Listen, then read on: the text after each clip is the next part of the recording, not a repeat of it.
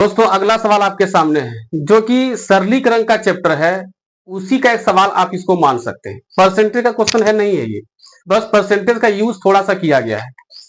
कहता 2016 में एक स्कूल में 2000 विद्यार्थी हैं जिनमें 60% लड़के हैं। अगर आगामी वर्षों में प्रत्येक वर्ष में नए 100 लड़के और 60 लड़कियां भर्ती होती हैं तो वर्ष 2018 में लड़कों की संख्या और लड़कियों की संख्या का अनुपात क्या होगा।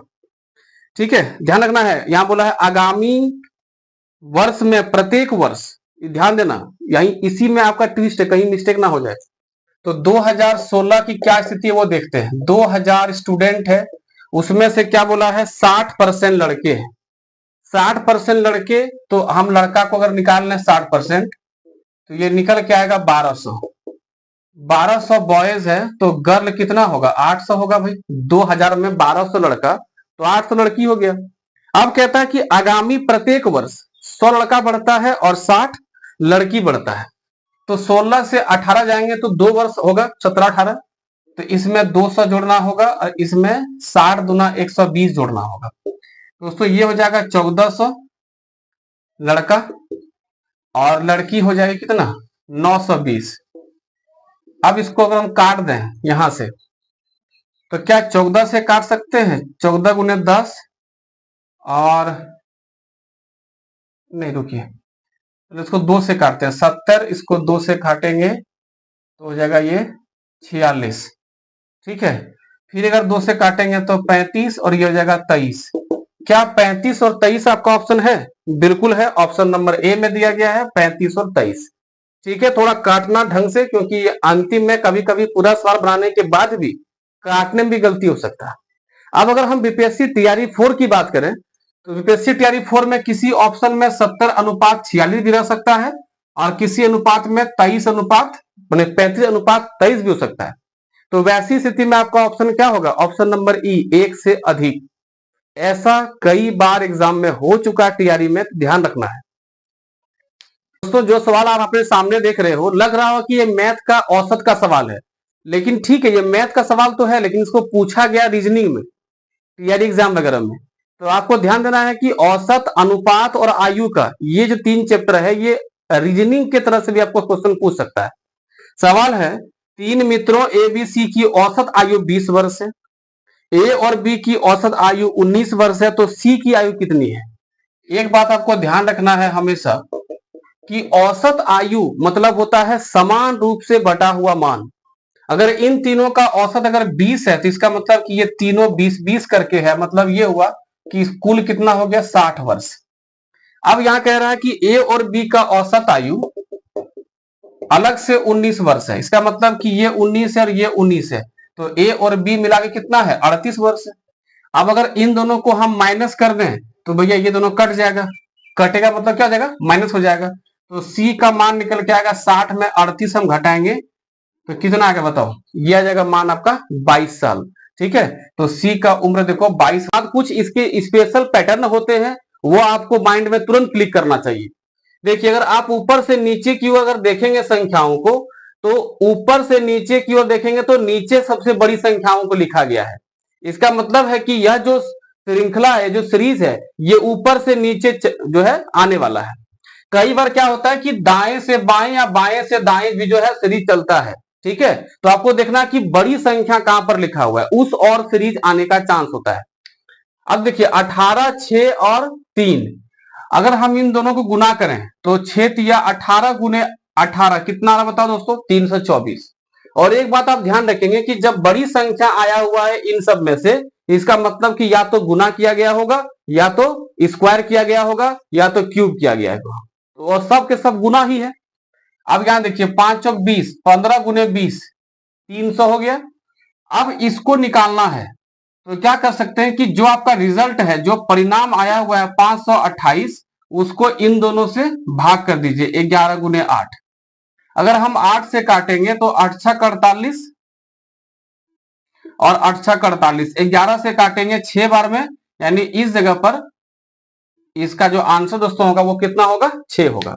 आप अगर ऑप्शन से भी चलेंगे तो ऑप्शन में केवल आपको ये देखना होता कि जो ऑप्शन दिया गया है 8, 6 या फिर जो भी दिया गया है कि हम 8 में यहाँ पे किससे गुना करें कि अंतिम में 8 आए।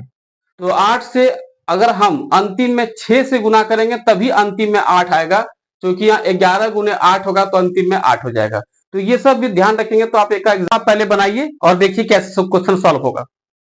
4 बल्ब क्षण भर के लिए क्रमशः 2, 3, 4 और 5 मिनट 4 अलग अलग अंतरालों पर गैप पर जलते हैं। वे रात 8 बजे साथ चालू किए गए थे, तो अगली बार वह किस समय बल्ब एक साथ जलेंगे। जब भी ऐसा रहे, घंटी बजाने वाला सवाल, बल्ब जलाने वाला सवाल, कोई बत्ती जलने वाला सवाल, कोई दिया जलने वाला सवाल, ऐसा कोई भी सवाल दिया रहे, आप सबसे पहले उसके समय का एलसीएम निकालोगे। 2, 3, 4 और 5, ध्यान देना। तो सबसे पहले क्या करो कि सबसे बड़े वाले को उठा लो बाहर। एलसीएम का सामान्य सा ट्रिक बता रहे हैं। 5 बाहर निकाल लिए। क्या 5 2 से कटेगा? कभी नहीं कटेगा। चिपका दो दबा के यहाँ पर 2, जो नहीं कटेगा उसको नीचे उठा लेना है। क्या 3 यहां कहीं दिख रहा? नहीं, 3 को भी उठा के यहां लाओ।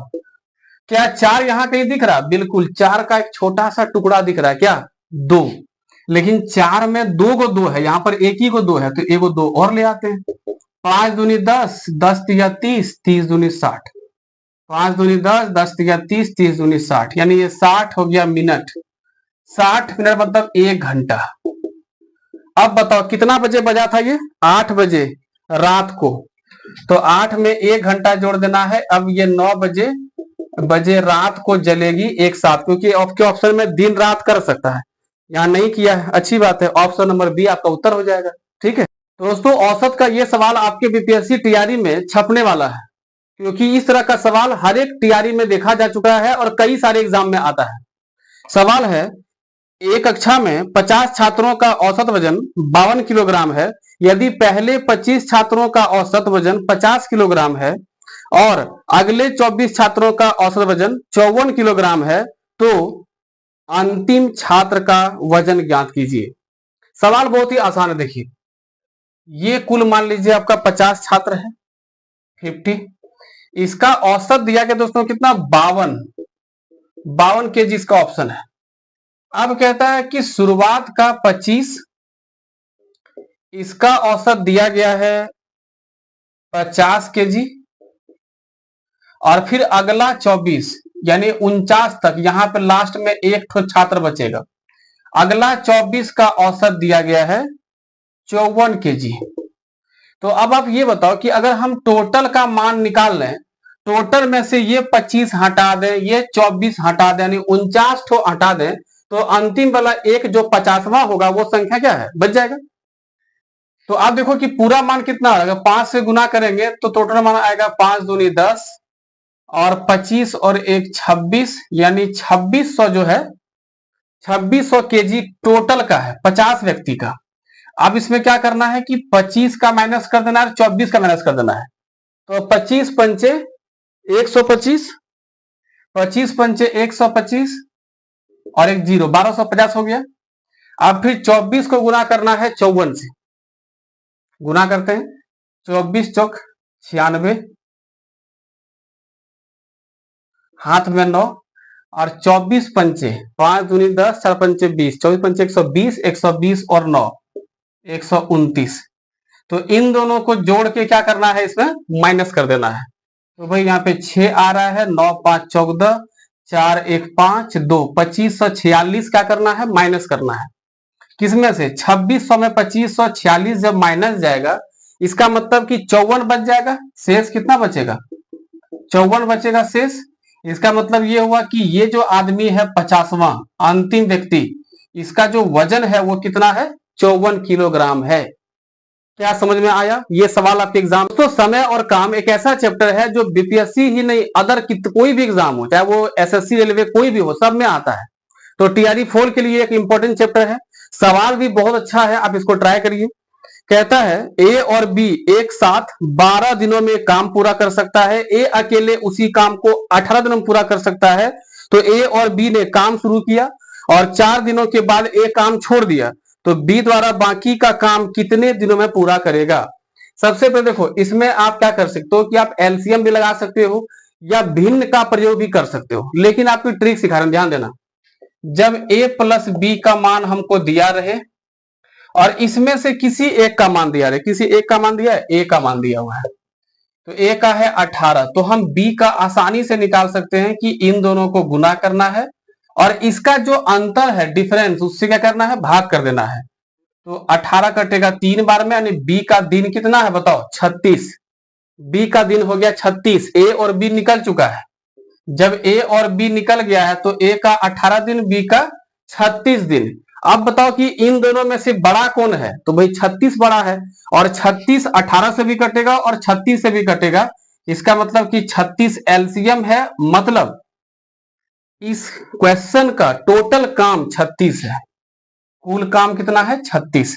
तो अगर ए 36 काम करेगा 18 दिन में, तो एक दिन में 2 काम करेगा और बी करेगा एक दिन में 1 काम। अब क्या बोल रहा है, ए और बी काम शुरू किया, ठीक है भाई, दोनों अपना क्षमता के हिसाब से काम किया।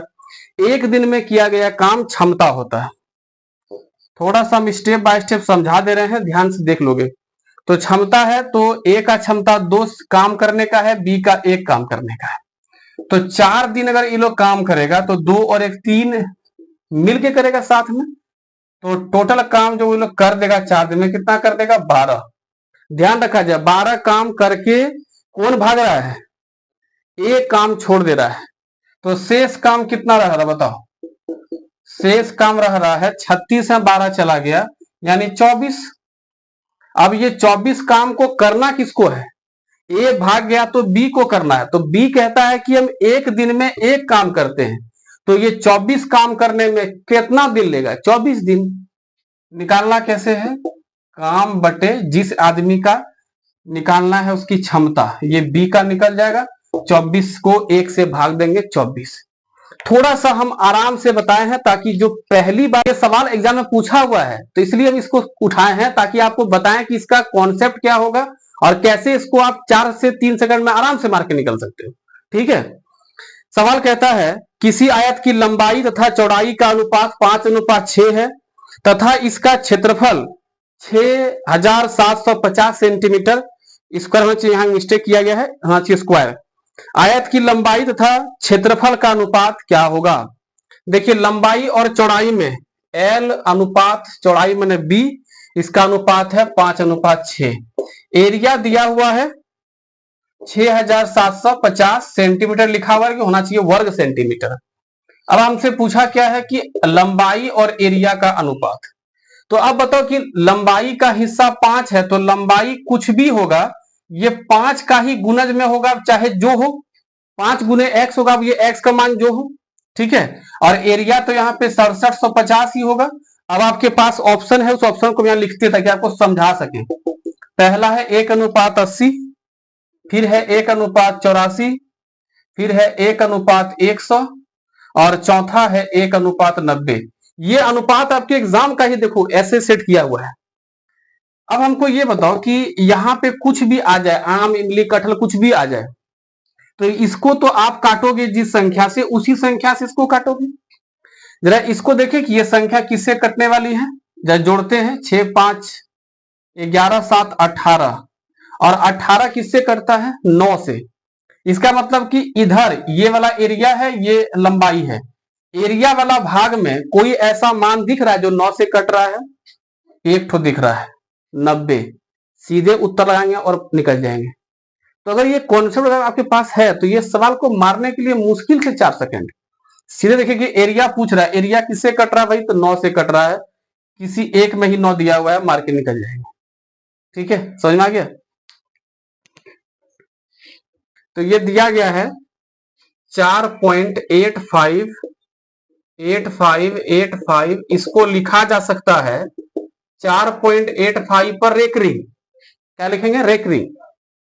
अब इसको बोला है कि आप इसको सरलतम रूप में लिख के दिखाओ, यानी भिन्न के पद्धति में लिख के दिखाओ। देखो एक तो होता है कि अगर 0.85 पर रेकरिंग होता तो सीधे हम पॉइंट को हटाते और जितना के ऊपर रेकरिंग है उतना बार नीचे 9 लगाते, ये आप जान रहे हैं। लेकिन यहाँ थोड़ा सा ट्विस्ट क्या कर दिया है कि 4 यहाँ पहले कर दिया है पॉइंट से और 85 रेकरिंग। तो हम रेकरिंग में हमेशा 0 पॉइंट वाला सवाल पड़े हुए हैं, तो आप माइंड में ये बैठा देना कि ये तो उल्टा हो गया। उल्टा मतलब 0 पॉइंट से पहले 0 आना चाहिए, यहाँ तो कोई अंक दे दिया, उल्टा हो गया।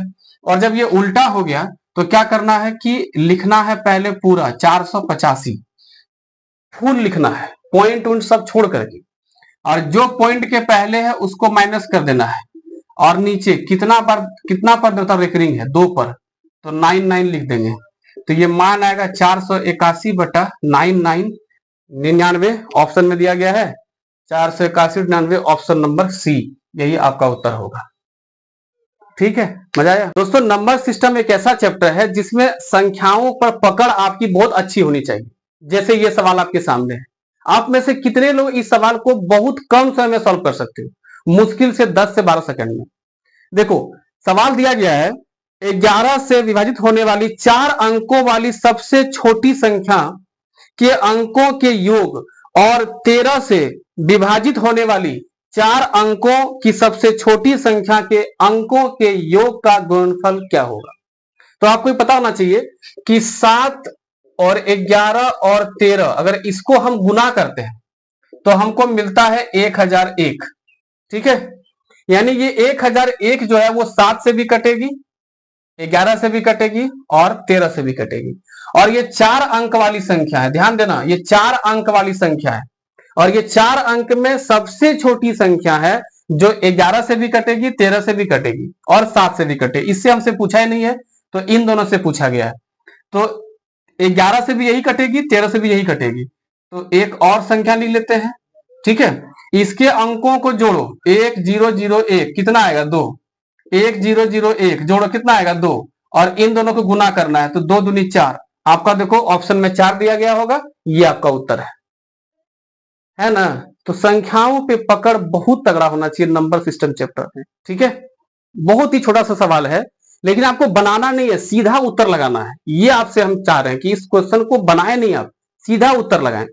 सवाल है 4/5, 5/7, 4/7 का महत्तम सावर्तक अर्थात एचसीएफ बताना है। 4/5 है, 5/7 है और 4/7 है। आप अपना ऑप्शन ध्यान से देखना, और जो आपको समझा रहे हैं वो यहां पर ध्यान से देखना। कोई भी 2 लगातार संख्या है, ध्यान रखोगे, कोई भी 2 लगातार संख्याएं आपस में अभाज्य होती है। ध्यान रखोगे, आपस में अभाज्य होती है, वास्तविक में अभाज्य नहीं होती है, आपस में। अब आप देखो कि ऊपर में जो जितना मान है 4, 5 और 4, तो अगर हम 4 को देखें तो इसमें तो कॉमन आ जाएगा, लेकिन हमको एचसीएफ निकालने के लिए हमको तीनों में कॉमन चाहिए। तो भाई 4, 5, 4 ये तीनों में कॉमन कुछ भी नहीं आने वाला है, क्योंकि ये दोनों आपस में लगातार संख्या है, और लगातार है तो अभाज्य है, और अभाज्य है तो कॉमन 1 आएगा। अब नीचे आते हैं, 5, 7, 7। आपको पता है कि अभाज्य संख्याएं क्या होती हैं जो किसी से नहीं कटे। 5 अभाज्य है, 7 भी अभाज्य है, तो इन दोनों का एचसीएफ निकालने के लिए आपस में गुना करना होगा। आपका ऑप्शन में देखो दिया हुआ है 1/35, ये उत्तर है। ठीक है, कॉर्नर पर किसी बकरी को बांध देगा, किसी गाय को बांध देगा, किसी घोड़ा को बांध देगा, और उसमें क्षेत्रफल का मांग होता है। जैसे ये सवाल आपके सामने दिया गया है, तो क्वेश्चन कहता है कि एक घोड़े को 16 मीटर भुजा वाले एक चौकोर मैदान के एक कोने पर, अब देखो यहाँ चौकोर बोला गया, इसका मतलब कि ये वर्ग की चर्चा हो रही है। ठीक है, कोने पर 14 मीटर लंबी एक रस्सी के साथ बांधा जाता है। मैदान के उस क्षेत्रफल का पता लगाएं जो घोड़े की पहुंच से बाहर है। सवाल कुछ देखो ऐसा है, ये एक चौकोर मैदान है, इसकी भुजा की लंबाई दी गई है 16 मीटर, यानी कि चारों तरफ 16 होगा। चौकोर है तो ये वर्ग है, थोड़ा भाषा में चेंज किया गया है। मान लेते हैं कि इस कोना पर एक गधा को बांध दिया, सॉरी घोड़ा को बांध दिया, और उसके रस्सी का जो लंबाई है वो 14 मीटर है। ये एक मान लो रस्सी है, इस रस्सी का 14 मीटर क्या है, लंबाई है। अब ये बताओ कि अगर ये घोड़ा चरेगा तो भाई इधर ही चरेगा, इस एरिया में चरने वाला है। ठीक है, यानी ये वाला एरिया वो चरेगा और ये वाला एरिया नहीं चरेगा। अगर आप गौर करोगे, अगर इसको हम ऐसे करके पूरा बना दें, इसको ऐसे करके पूरे बना दें, तो ये एक वृत्त का मात्र चौथाई हिस्सा है। ठीक है, तो वर्ग का पहले एरिया निकाल लेते हैं। तो वर्ग का एरिया निकलेगा, इसको मिटा देते हैं, वर्ग का एरिया होगा 16 का स्क्वायर माइनस 16 का स्क्वायर माइनस क्या करना है माइनस ये वाला एरिया। तो इस एरिया में तो घोड़े का पहुंच होगा नहीं, तो यही निकालना है हमको। अब ये होगा क्या, ये हो जाएगा पाई आर स्क्वायर बटा फोर क्यों कर रहे हैं, क्योंकि चौथा हिस्सा है ये। अब इसको हम सॉल्व कर लेते हैं, ये हो जाएगा 22/7 गुने, अच्छा यहाँ फिर 4 भी हो जाएगा, ये गुना होगा 14 गुना 14। 7 से काटेंगे 2 बार में, 2 से काटेंगे 2 बार में, 2 से काटेंगे 7 बार में। तो 22 गुने 7 154। 16 का स्क्वायर दोस्तों होता है 256 माइनस 7 दूनी 14, 7 दूनी 14, 1 15, इतना हो जाएगा। ये हो जाएगा 201। क्या 102 दिया गया ऑप्शन में?